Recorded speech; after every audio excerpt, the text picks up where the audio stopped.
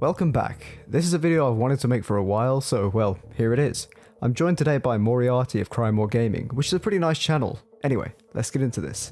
Half-Life, as you may know, released on the 8th of November 1998 to critical acclaim. And as you may have seen in my previous videos, it did things such as AI, story, and level design remarkably well for the time. But things weren't always as they are today. In fact, the game experienced some pretty large changes in terms of tone and design overall. How do we know this? Well, I'm glad you asked. One of the coolest things to ever happen in terms of pre-release discovery is this disc here, Half-Life Alpha 0.52. We saw this alpha shared to Reddit in 2013, and then it went on to sell for a huge $709 US on eBay. That's 133.3 copies of Seinfeld Series 1 and 2 on DVD, or 36.3 Dwayne "The Rock" Johnson action figures. With this in mind, I can confirm that whoever bought this disc spent their money well. And of course, this disc was never meant to be held by mere mortals like us, and was actually created for media outlets as a preview. This disc shows us, for example, that there are many elements of today's game which are definitely pretty far removed from what they used to be, but also elements that were, well, just removed. Like originally, our good friend Barney was originally going to blame the scientists for the Black Mesa incident and be a secondary enemy, along with his many clones, with the Marines also being Black Mesa's own in-house Marines, rather than some government cleanup crew. Also, everyone just looked like they were on MDMA, like I'm serious. Would you save that? Especially if many of you are sadistic sons of bitches towards the scientists, I assume the answer is no. Moving on, more excitingly, we have the included content that allowed us to see all this. A lot of unpolished, unfinished, or just different maps and segments are shown, mostly through demos that Valve staff themselves have recorded. There are also some hidden trailers and techie information. The guns are unfinished, the scripting is unfinished, the HUD is totally different, but we can still explore those maps that gave us the best insight into what could have been. There are 21 maps available, including demonstrations of some of the game's most notable chapters, such as the Portal Device, the Office Warrens, and the Communications Center. If that doesn't sound quite right to you, that's because those are all working titles for Unforeseen Consequences, Office Complex, and Forget About Freeman respectively. This means we know about a couple of enemies that we unfortunately missed out on. One enemy in particular became a major fan favorite because of how incredibly disgusting it was in concept. Half-Life fans probably already know what I'm talking about, but for those who don't, meet Mr. Friendly. Designed by a 12-year-old, which might be the first time that insult is actually completely true, Mr. Friendly is a sexually oriented monster designed to elicit a response from the innate homophobia of the target audience. Sadly, it wasn't included in the full game, but you can see it in basically every mod put out since, as it was fully rendered and ready to go. On the other hand, some enemies were shown but never included, such as the Panther Eye. This was an enemy we saw in the alpha briefly, and then it was mysteriously cut from the finished game. However, the saddest loss might be the Flocking Floater. Removed early in the game, this was going to be a passive enemy, something that wouldn't instantly attack the player unless attacked itself.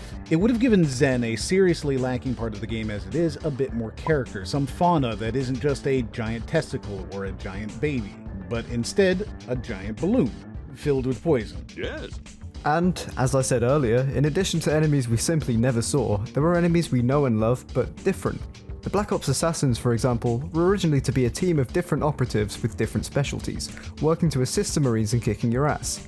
And that's right, they were supposed to be together. Nowadays, of course, we know that's no longer the case. Somewhere between the alpha and the full release of the game, the Black Ops Assassins and the Marines had a bit of a falling out, and as we see in Opposing Force, they were successful in completing their final mission of detonating a nuclear bomb to wipe all evidence of the disaster. Didn't really work out for you, huh?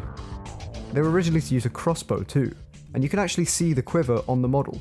They also have some cool AI in retail, such as investigating sounds, creating a similar luring ability to our friend Cash in Manhunt. But the exploration of the AI itself is of course for another video. Let's go back to what's missing. Of course, the biggest thing that's missing from Half-Life 1.0 is uplink. This is the biggest part of Half-Life that you've never heard of. It's not even included in the Valve Complete Pack on Steam, and the only way to get it is as a mod pack for Half-Life itself. It's basically been forgotten, thrown away, and wiped off the table. The game itself, while short, consists of entirely new content that was never included in the full release. It's definitely not necessary content. The whole thing can be speedrun in about 2 minutes if you're not afraid of breaking the game a little, but it's still interesting stuff that really calls back to the original horror story origins of the Half-Life game. Your human enemies and their technological allies were significantly more powerful, capable of jibbing bodies in front of them. There were scientists being lined up against walls and executed by the security forces meant to protect them. There are pits filled with burning alien bodies and zombies hiding in air vents, feasting on the dead. Gordon would kill enemies by setting off their own explosives while they were still setting them, and stealth sections where you could hide in the shadows as enemy patrols moved by. Injured scientists would die in front of you, and other victims could be found around every corner. All of this leading up to an epic fight with a Gargantua, which would stalk you first before methodically killing every NPC that you'd met so far. It was a shocking difference to the Half-Life we got. Instead of the trope-worthy tram ride, you started with an aerial bombardment. The guards were snarky and hardly worth saving. Even your friendly scientist co-workers were nothing more than fodder as you fought to get to safety underneath the uplink facility. It's a completely different experience, not a better one, but I'm pretty certain that Valve chooses to ignore this offshoot because it didn't quite link up with the direction they were taking the game. Some other interesting stuff to mention is that back in the really early days, Half-Life was just known as Quiver. The name switch to Half-Life ended up focusing more on the sciencey side, and we know Valve loves their sciencey names. It was inspired by Doom, Quake, and The Mist by Stephen King. Anyway, that's all for this video. Kind of. Stick around for some words from our friend Moriarty, and a list of honorable mentions of other stuff we never saw.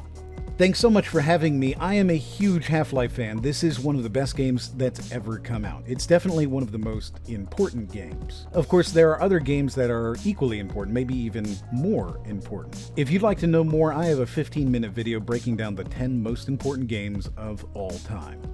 Yeah, it's actually a pretty damn interesting video about older games and their importance to games today, and just how great they are anyway. If you enjoy this, you're bound to enjoy that. As for me, I'm sorry about the delay on this one. College and music just eat my time up, but I'll be uploading more frequently in coming weeks. As always, take care, and I'll see you in my next video, which will hopefully stir up some controversy.